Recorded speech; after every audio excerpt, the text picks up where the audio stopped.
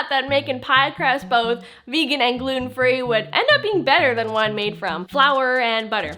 I do not know how I did it, but I did. And I'm gonna show you guys my favorite pie crust. It is so delicious, it's vegan, it's gluten-free. It is flaky and tender, and it turns out golden and crisp every single time. And you can use it for any of your favorite pie recipes. I'll be showing you guys how I make it with a strawberry rhubarb pie in this video. All the recipes on my channel are all vegan, all gluten-free, all the time. So if that's your jam, make sure you're subscribed below. Let's get into it. So this recipe is very straightforward and only requires 7 very simple ingredients. And one of those ingredients is flax eggs. And if you have never heard of flax eggs before, it's a very popular way to replace eggs in baking if you are plant-based and don't eat eggs.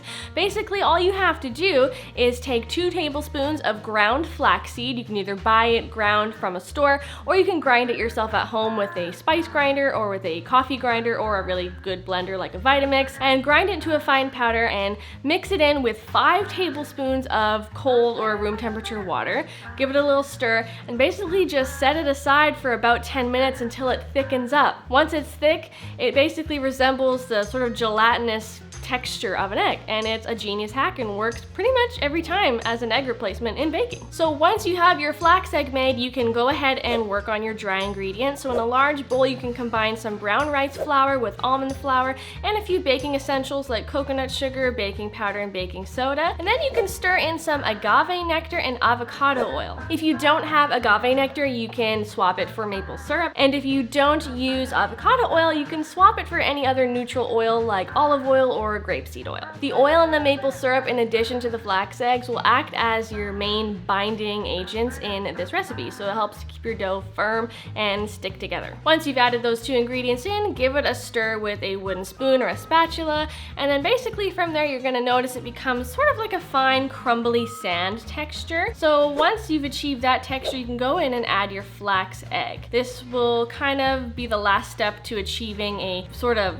firm dough. Once it's been thoroughly mixed in, it will get a little bit more clumpy, and then you can kind of take over with your hands and then sort of form it into a dough ball. This might take a minute or 2, plus the warmth from your hands will help to form it into a ball. If you find that the dough is just not coming together, you can add like a teaspoon of water at a time, just until it starts to form into a ball of dough. From there, you can roll up your dough ball into some plastic wrap, and you're going to refrigerate it for about an hour just to help things kind of firm up and bind up and become easier to roll out and reduce the risk of the dough falling apart on you. Once your ball of dough has chilled in the fridge, then sandwich it in between 2 sheets of parchment paper, and then carefully and gently roll it out into a thin sheet. Make it about 1/4 inch thick if you can, and try to make it as round as possible. This will take a few minutes. The reason I like to use parchment paper for this step is that I find the dough tends to stick to the rolling pin without it, and that is no fun when you're making a pie crust. Then you can carefully peel back 1 layer of the parchment paper, and then take your pie plate and flip it upside down right over top of the pie crust. And then after you've slid a cutting mat or something flat underneath the bottom layer of parchment paper,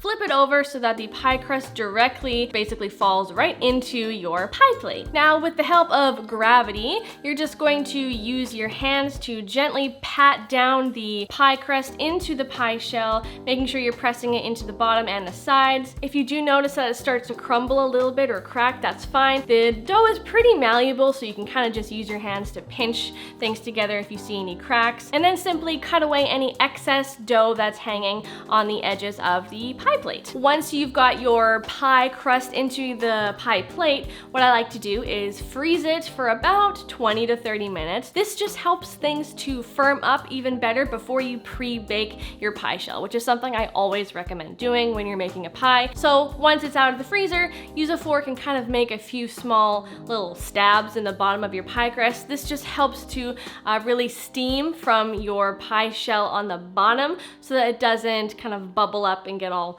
weird and bubbly looking. From here, you can either choose to pre-bake your pie shell, or you can just keep it in the freezer until you're ready to use it. Once you've pre-baked your pie shell for about 20 minutes or so, avocado just to get it a little bit golden and sort of partially cooked. Then you can add in your pie filling, and then if you are making a closed pie crust, so one with a pie crust on the top as well as the bottom, then you can go ahead and add your second batch of your pie crust on top, kind of crimp down the edges around the side, either using your forefinger and your thumb, or you can use a fork to make it look a little bit extra fancy. And then to release some steam as your pie cooks, you can use a sharp knife and make a few little incisions along the top. I kept it pretty basic with just a, I don't know, a star formation or whatever this is. But if you're fancy and you're better at making pies than I am, you can do whatever sort of fancy dancy cuts and slits along the top and just live your best pie life. Once the top layer of your pie crust is assembled,